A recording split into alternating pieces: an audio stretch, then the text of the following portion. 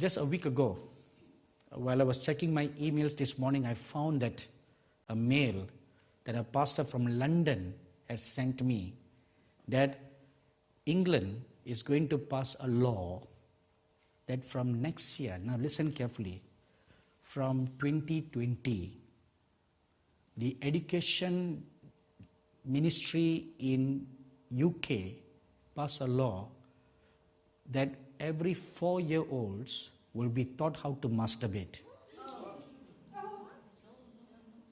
I was shocked to the core of my bone when I saw that. I reread and I reread that several times. Is my eyes seeing right? It's a pastor from London who sent me that message. And he is organizing my meeting in London day after tomorrow. 4-year-old. I cannot imagine. You know, I have 4 nephews and 2 nieces. I saw them all growing up before my eyes. And my first nephew and my third nephew literally grew up in our house, and I brought them up in my own hands like a father will bring up his own children. I saw them growing up, I played with them, I taught them how to play football.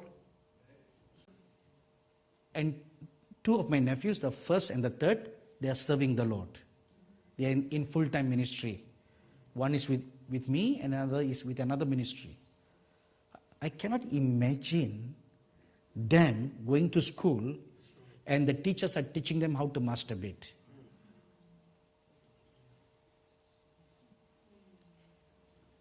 This is going to happen in England. So if you have wrong parliamentarians, they will pass a bill to authorize this education. What will you do? I shudder in fear when I read that, Even now, as I'm narrating to you, I shudder in fear within the core of my spirit. I cannot imagine. I don't want to send my children to UK. I will tell anyone I know, I'll tell them, don't send your children to the UK. Good thing you're homeschooling your son. That's right. That is our safety now. So what is our safety? Which school are you going to send? So what will happen to all the children? Christian children. What will happen to them? And in Sweden, they have passed a law from next year, every kindergarten going children will be microchip in their hands. It's a law now. There will be microchip. Of course, they have good technological reason for that. So that the parents can keep a tab on where the kids are, so that they are not lost, they are not kidnapped. Good reasoning, right? On the national, it looks like a good reasoning. Okay, you don't need to call and ask, where are you, kid? No, you can just tap on your app and know exactly where your son or your daughter is.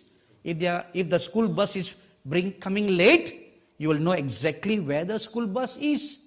You can track them. As long as we have good old anointed Wi-Fi. Have you imagined what our lives will be without Wi-Fi? Anywhere you go, the first thing, what's the first question you ask? Password. You don't even ask what time is breakfast. You don't ask that. Even I do that. What's the password? We all ask that question. So, that's how it has now become. It's mandatory in Sweden. So what will happen to the rest of Europe then? This thing will spread around.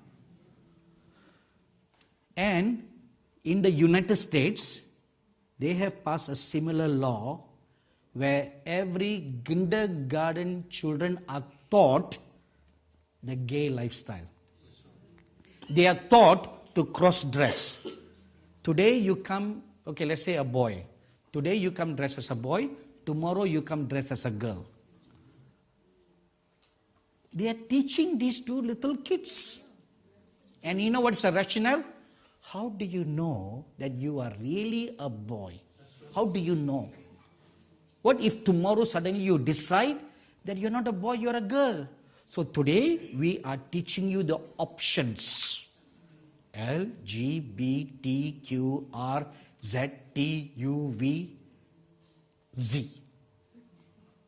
They keep on adding the words, letters, At first it was just L, G. Then they keep on adding, and now soon they will come to Z.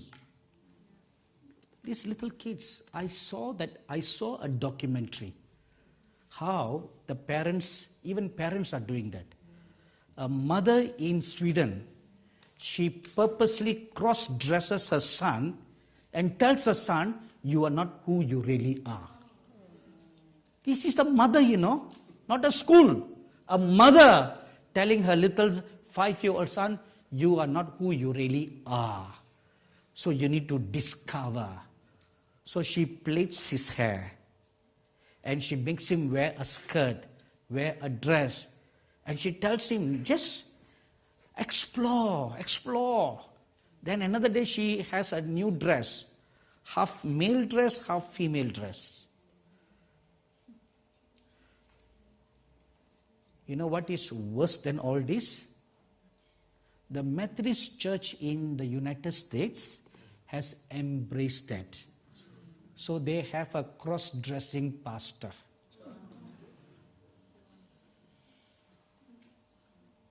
Cross-dressing pastor who cross-dresses, stands in the pulpit, holds the Bible in his hands, and preaches that God is love.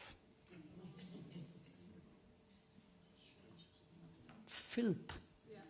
Filth. It's filth. It's abomination. Abomination. That's how we have become today. This is the state of spirituality today. The Church of England has passed a law that they will accept gay pastors. Because now the climate is ripe. The climate is ripe for everybody to accept. Over the last few years, the media has already prepared everybody's minds. Everybody's minds. Even cartoon is no more innocent. I grew up watching Tom and Jerry. The poor cat is always the born loser. Right? How many of you remember Tom and Jerry? Or Popeye the Sailor Man? Now tell me, what happened to those good old cartoons? Look at the cartoons today. Raping, violence, killing, drug, and now gay lifestyle. The new movie that Disney produced called Frozen is gay themed. And that's directed at children. Many of the movies that Disney now produce are gay themed. And now they're preparing the next generation. Be gay in your mind, be gay. See, it's been stuffed into our mind now. It's okay for a gay lifestyle.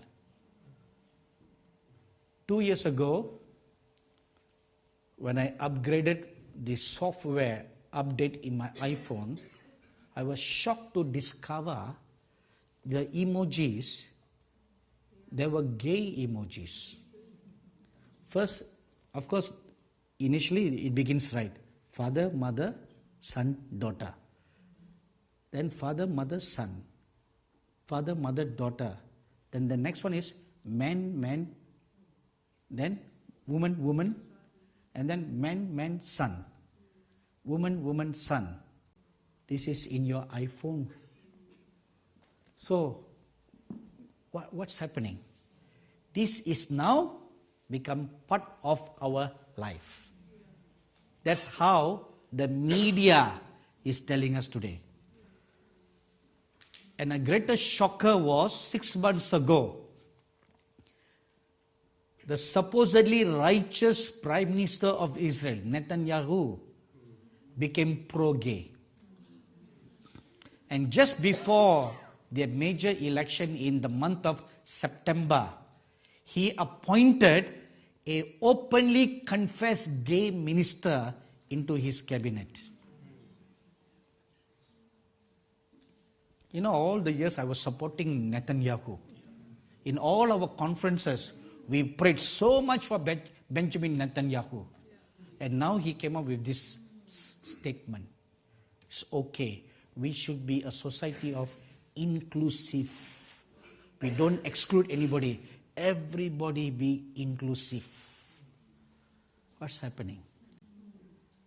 A few months ago, I was in Zambia for a prophetic conference. The president of Zambia is a Christian man. So this chief secretary is a very, very godly intercessor. So when he came to the airport to send me off. And while we were talking, we got into the gay subject. So I asked him, how is the situation in Zambia? He said, Zambia is anti-gay. Anti-gay.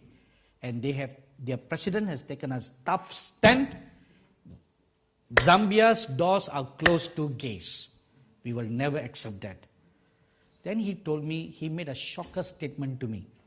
I asked him, but many nations of the world, they are all becoming very gay. I mean, they are open towards gay. And he came closer to me. He said, let me tell you something in confidence. He said, UN has deputed a high-ranking officer to go around the whole world and pressure governments to pass same-sex marriage bill. Why? Why must UN appoint a high-ranking officer to do that? If you look at the larger picture, the gay people is a very small minority, right? Very small minority. And why give so great importance to that very small minority? If not for something spiritually sinister that is taking place. In Malachi chapter 4 verse 5 and 6 it says, in the last days God will send Elijah. Am I right? Now listen everybody. If God is going to send Elijah, the reverse is also true. The devil will send Jezebel. And the devil will send Ashtaroth. Two will combine together. You have two witnesses, Moses and Elijah. Now you need the counter two witnesses, Ashtaroth and Jezebel. And do you know what they stand for? Gay lifestyle. During Jezebel's reign as the queen, you can read about this in my book, Elijah is Coming. The Lord revealed to me that Jezebel hired 850 false prophets to serve her. They were all under her payroll. And they had temples, set up temples for Baal and temples for Ashtaroth all over Israel. And those false prophets are all gays. And they also had temple prostitutes. And these gays, they had sexual relationship with one another. And the male sperm is a very important sacrificial ingredient to all these false gods. They offer them. The seed is offered as a sacrifice. So you have gays, you have lesbians rising up. They take their seed and they offer it to these demons. Why it is so important, I don't know. But this is proven. If you study any book on witchcraft, it tells you. I once made a research, and that's where I found it. the male sperm and the female ovules, very important ingredient for witchcraft practices. When they offer a child sacrifice, when they offer a human sacrifice, they also offer this as a sacrifice, because in an infant sacrifice there is life, there is also life in the male sperm, and there is life in the female ovule. There's life. So that life is offered as a sacrifice to these demons. So that's why there is a rising up of the LGBT community all over the world. The world is being prepared to confront the last days Elijah company that's going to rise up. See, God is raising up a prophetic remnant who will be filled with the spirit and power of Elijah. And the world is going to confront. So how can you be any lesser spiritually if your enemy is much more greater than you? How are you content? How are you going to contend with your enemy if all your life you are spiritually weak? If you are not growing up spiritually, if all your life you are going to ask other people to pray for you, then how are you going to grow up? How are you going to stand and fight?